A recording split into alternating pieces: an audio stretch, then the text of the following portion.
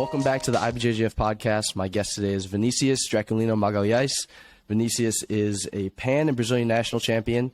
He's the head instructor at Gracie Barra, Texas, and he's one of the leaders of the Gracie Barra organization. So, Professor Draculino, thank you so much for joining me. Thank you for having me here, guys. Appreciate it. I was really interested to talk to you today because we just wrapped up the Jiu Jitsu Con event. It was a massive event. We had World Masters, we had all the Jiu Jitsu Con tournaments, and it was the biggest tournament in the world. So I first just wanted to start getting your take on just the sheer amount of competitors and spectators that we saw at the event over the weekend. For a guy like me that I've been competing since the early 80s, to see where we're at right now is just like blows my mind. You know, like a huge convention center with probably 40 mat areas going all at the same time, with all age groups of competitors, everybody having a great time, great atmosphere, very friendly, tough, fierce competition, but very friendly atmosphere. So the event was magical, man. I mean, like, actually, probably I'm not the only one that says that, but it's my favorite event by far from the Federation. You know, that's the one that I see my old friends from, not just from, you know, Gracie Barra or from our route in Jiu-Jitsu, but for all the other academies, all the other schools in the world. It's an amazing time. I think it's like, if I want to describe in one word, it's magical. That's how I feel about the tournament. It's like it wasn't a great idea from you guys to unite everybody. Like I said, like a brilliant idea about the kids, so all families can travel together. It was an amazing time. Colossal event. Not even big, colossal event. It really was. And you touched on something that was really important to me. I felt like you said it was friendly, a friendly atmosphere. And it's a very competitive event. It's a huge tournament. If you win the World Masters, it's a big title. But like you said, there's also kids. There's other competitors there, adults as well. So can you talk a little bit about the atmosphere and how it really feels like a celebration of jiu-jitsu more so than just a competition? The biggest event of Jiu Jitsu Con is the World Masters, of course. You know, all the other events are big as well, but I think the World Masters probably, if I would say, takes over like maybe 80% of the whole amount of athletes overall. So therefore, on the Masters division, everybody's a little more experienced, everybody's seasoned. We've been on this road for a long time, so everybody knows each other for ages. So it's common and normal, you know, that the atmosphere will be more friendly. And nobody needs to prove anything in regards to show that it's tough or it's the champion or a bad boy or whatever. Everybody's there to mostly have fun and improve overall quality of life, you know, because as you know, when you compete, you have to train harder, eat better, rest more. So, you know, it ends up being a good thing, you know, for you, for the person.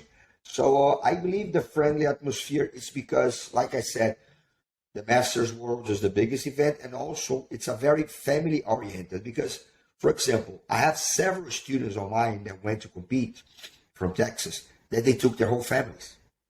So they competed on the Masters World. One of the sons competed on the no-gi adult division.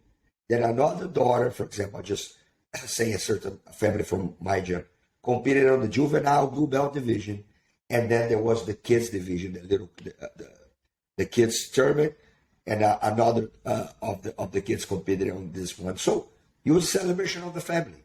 You know, they travel together. They all focus on competing. They're all like focus on giving their best, but traveling as a family, united, and all that. And there was several cases like that, Danny. I mean, it's even hard to count. You see families all over the place, you know, not even a sign of any stress in between crowds, in between coaches, in between competitors. It was amazing, man.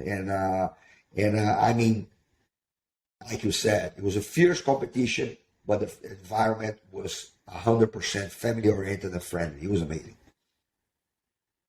How important do you think it is for jiu-jitsu to have an event like this? Because obviously a competition, everyone's fighting to be number one, but to have an event where, like you mentioned, you can bring a family out there and everyone's having fun, everyone's cordial. How important is it for the jiu-jitsu community as a whole to have an event that has this type of atmosphere?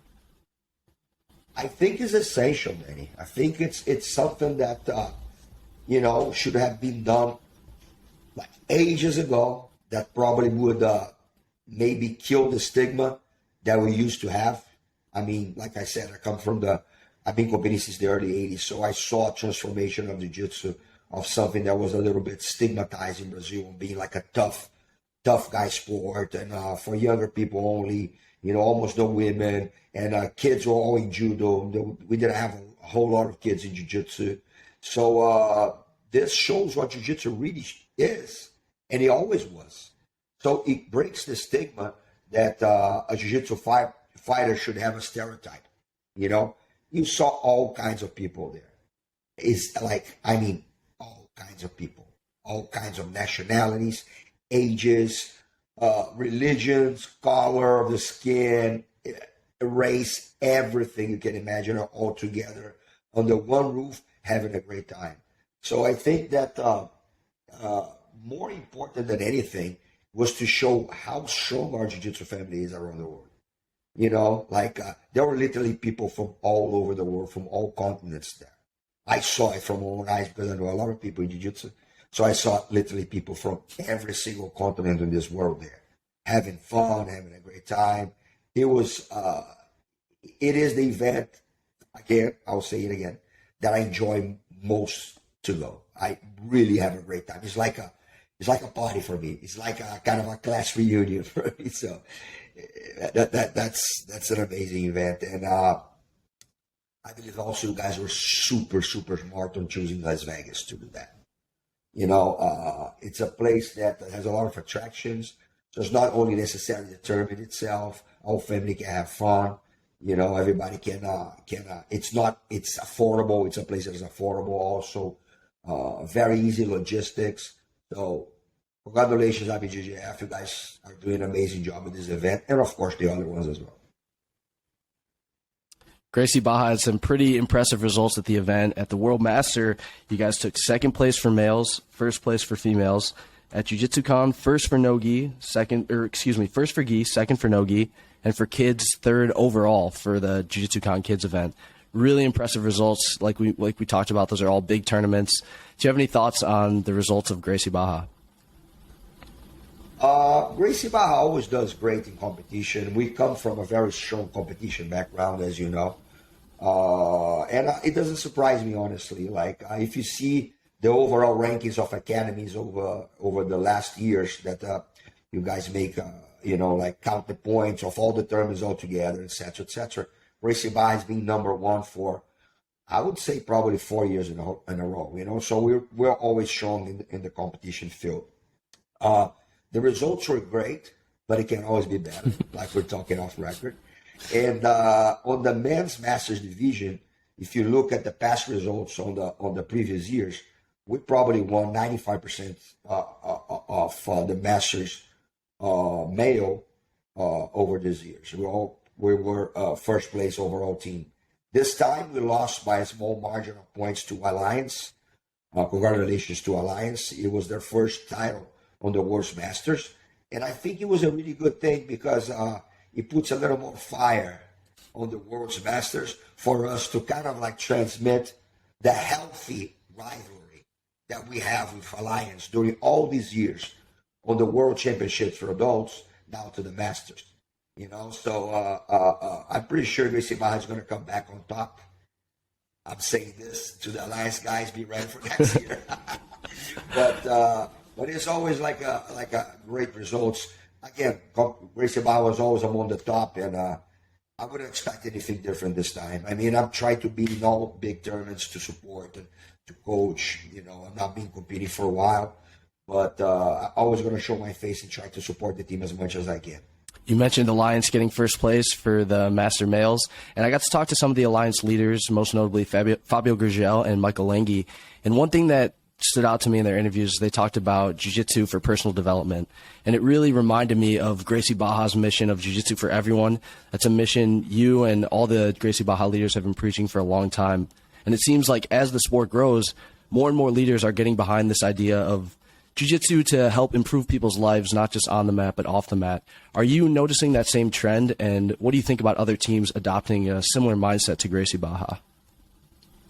I think there's a lot. And actually, one more time, I mean, I'm not being biased, I'm just being realistic.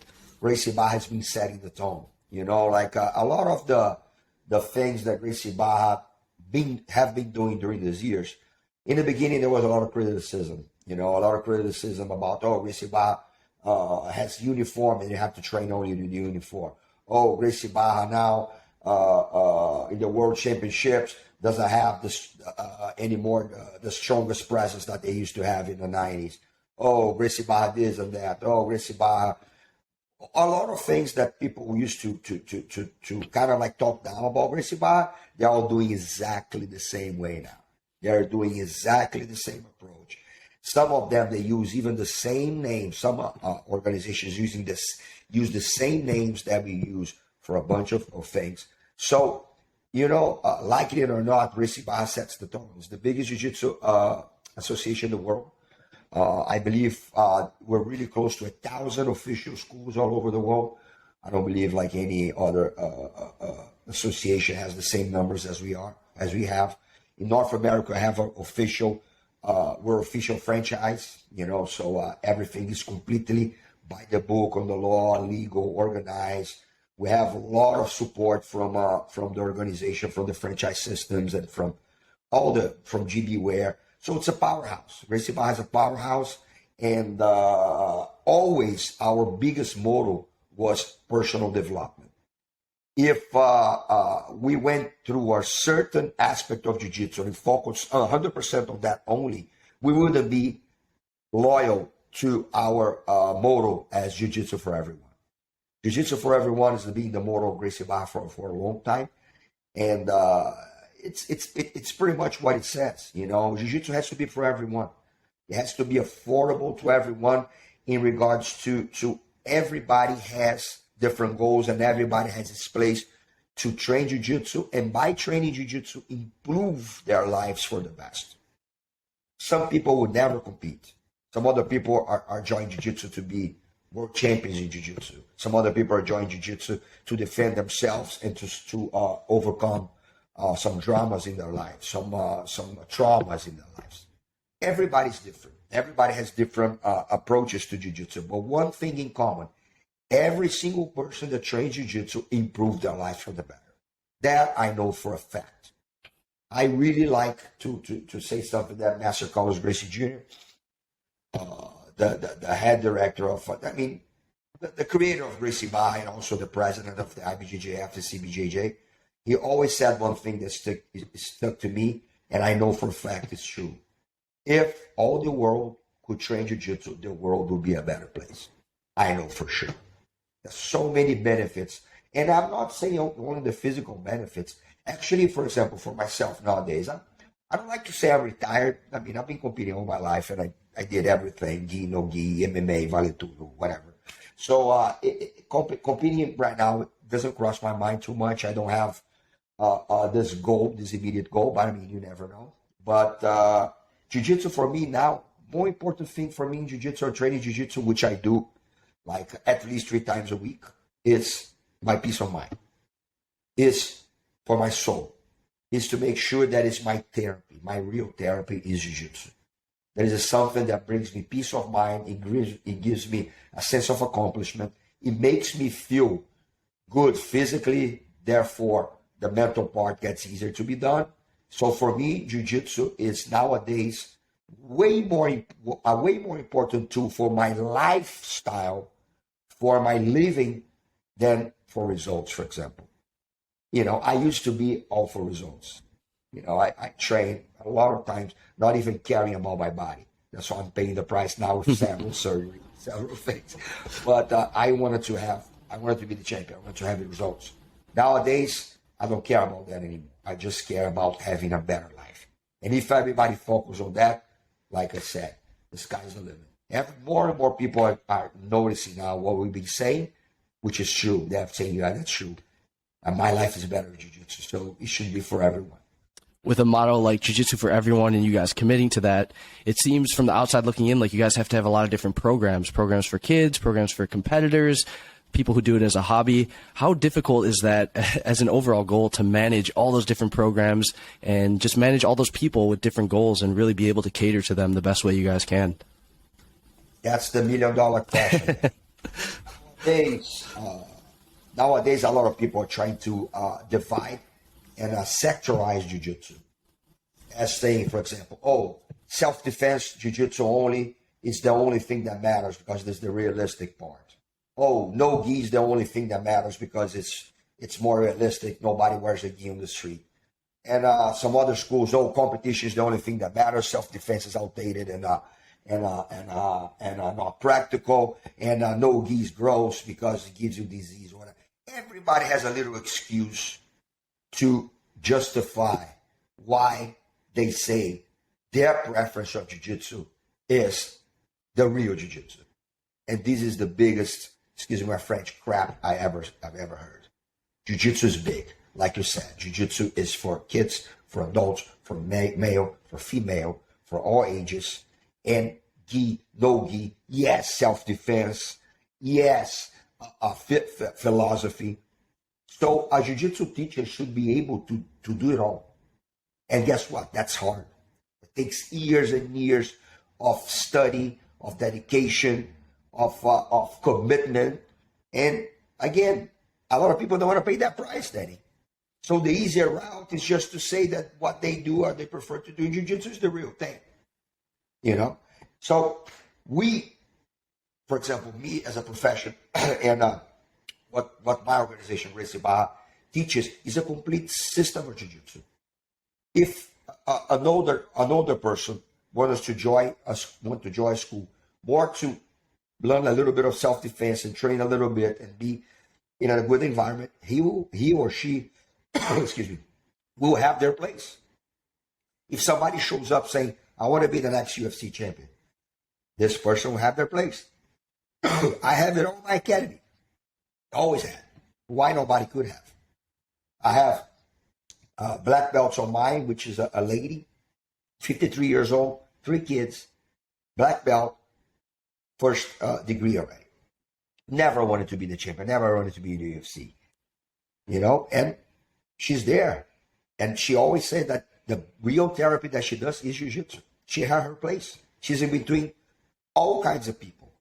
So I believe jiu-jitsu, again, is for everyone, and everybody should be able to teach jiu-jitsu for everyone. Because if you don't, go study, go back to the drawing board, and learn real jiu-jitsu, which is complete jiu-jitsu. One thing you mentioned that was really interesting to me is that you've been training and teaching since the 80s. So you've been in the sport for a really long time. You've seen it go through multiple iterations. What are some of the main points of jiu-jitsu's evolution that are most surprising to you nowadays? The technical part, of course, needless to say, improves all the time. I mean, I don't necessarily agree with people who are like, back in my day, the matches were better, more realistic. People didn't have strategy. People didn't stall, blah, blah, blah. And this is not true.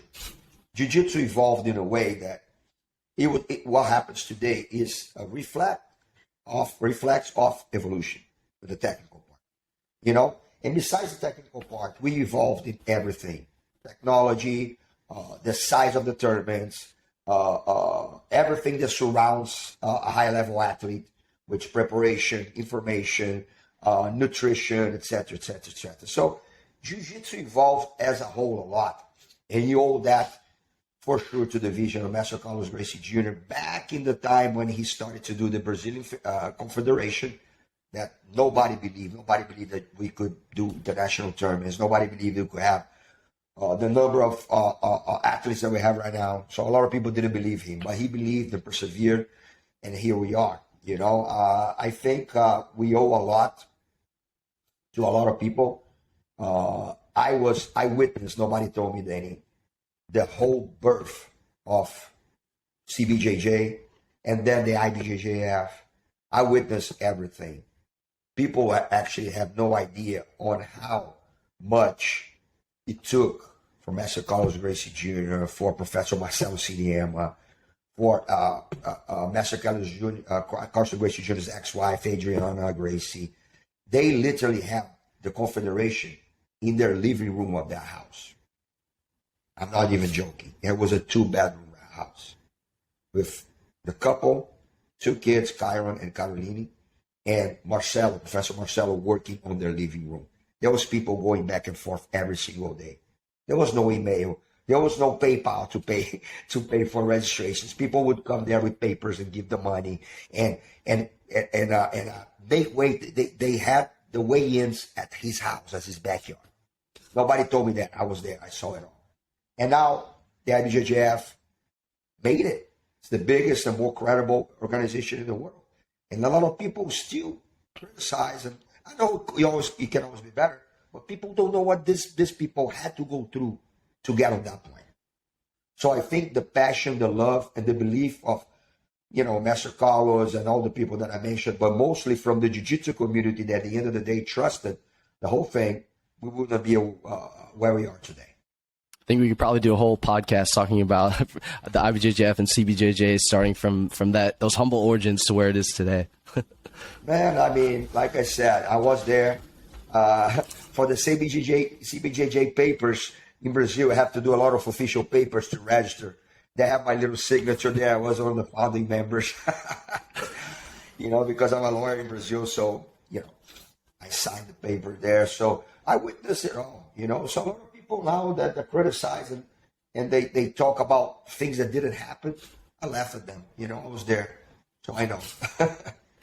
One thing else that's really interesting about the evolution of Jiu-Jitsu is there's now a new generation of athletes who became champions who are now opening up academies. They're transitioning to that next phase of their life where they're trying to give back to Jiu-Jitsu. And you're someone who's probably done that better than anyone. So what advice would you give to a competitor who has reached a high level as a competitor, but now they want to transition to that next phase of their life? It's a very common thing. And then, thank God, this is something that has been happening.